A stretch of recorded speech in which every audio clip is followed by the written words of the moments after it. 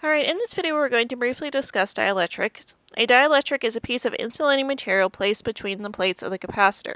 So far we've only had vacuum between our plates, and that's usually the assumed thing when we're doing standard problems in class, but in real life we're going to use a dielectric. For the first reason is that you need something to physically keep the plates of the capacitor apart. So you're going to put an insulating material in between, because not only does it keep the plates apart, but it also acts like a dielectric, which is going to have some benefits. There is a maximum potential that you could put in between the plates before something called dielectric breakdown occurs. We'll discuss that a little later in this lecture. But by being allowed to increase the maximum voltage you can put in between the plates, this actually allows the capacitor to store more energy. In other words, the capacitance will be greater, since the capacitance is the measure of the capacitor's ability to store energy. Alright, so let's talk about what actually happens inside of the capacitor when we put a dielectric between the plates.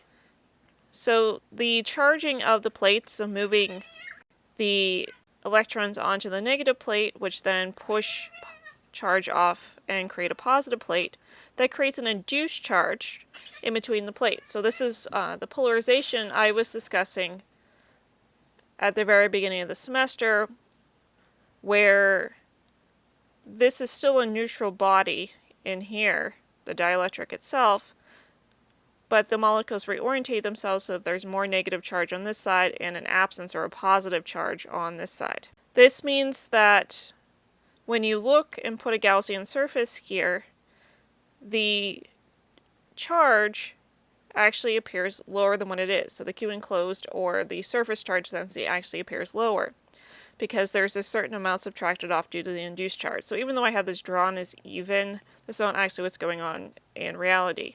This is actually going to be less than the charge on the plate, so when you subtract them, you still get a net effect. So this means that the electric field has been reduced because Q enclosed has decreased. So the dielectric constant is defined as the ratio of the capacitance with the dielectric in between compared to 1 when there's a vacuum. So the capacitance actually increases when you add the dielectric in, but the potential and the electric field are going to decrease when the dielectric is there. So we're going to define a different electric constant called the permittivity, where you're taking the dielectric constant times the electric constant. So for something like a parallel plate capacitor, if there's a dielectric in between, you can plug in the permittivity instead of the electric constant and continue your calculation like normal. Now, as I mentioned earlier, there is a maximum electric field strength you could put between the plates. If you put too high of a potential or electric field between the plates, you can actually rip electrons off of the material that makes up the molecules of the dielectric, and these electrons actually start crashing into the particles that make up the dielectric, so essentially you have moving charge now. So you've created a conducting path, and that really defeats the purpose of a capacitor, where it's supposed to store energy, not just let it freely flow through. And we refer to the dielectric strength as that maximum electric field strength the material can withstand before a dielectric breakdown occurs.